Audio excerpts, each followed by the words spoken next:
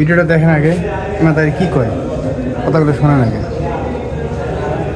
ওনারা ক্ষমতায় আসছেন আর নারীদের কর্মঘণ্টা 5 ঘন্টা করে দিতেন, কোনো প্রাইভেট কোম্পানি কিন্তু নারীদেরকে কাজে নিত না, কারণ 5 ঘন্টার জন্য কেউ কাজে নিবে না। বাকি 3 ঘন্টা বা 5 ঘন্টার কাজের জন্য কি তারা নতুন করে অন্য কাউকে হায়ার করবে?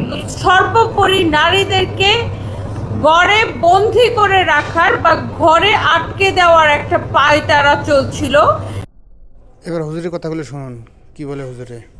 মা এবং বোনদেরকে বাইরে চাকরি বাকরি করতে হবে, তাহলে দেশ উন্নত হবে, এটা মিথ্যা কথা, ডাহা মিথ্যা কথা। বাংলাদেশের 16 কোটি মানুষের 9 কোটি নারী যদি রাস্তায় কাজ করে আজীবন, তো জাতির জানা উপকার করতে পারে। একজন মেয়ে ঘরে বসে একটা সন্তানকে সালাহুদ্দিন আইয়ুবী ওমর ফারুক বানিয়ে দিতে পারলে, ওই 9 কোটি নারী 24 ঘন্টা রাস্তায় কাজ করলে যা উপকার করতে পারবে, এক সালাহুদ্দিন আইয়ুবী তার চেয়ে বেশি উপকার করতে পারবে। অতএব নারীদের গুরুত্ব কোথায় সেটা আপনাকে বুঝতে হবে। ইহুদি খ্রিস্টানরা জানে যে নারীদেরকে ঘর থেকে বের করে নিলে সমাজ নষ্ট হয়ে যাবে। কেমনে সমাজ নষ্ট হবে? নারী যখন ঘর থেকে বের হয়ে গেল, ডাক্তার সকাল 8টায় বের হয়, 5টায় ফেরে, স্বামী বিদেশে প্রবাসে কাজ করে, স্বামী এক জায়গায় মা এক জায়গায়, সন্তান মানুষ হয় চাকরের হাতে, চাকরানির হাতে। ওই সন্তান কি সৎ হবে? ওই সন্তান কি ভালো হবে? হতে পারে না, অসম্ভব।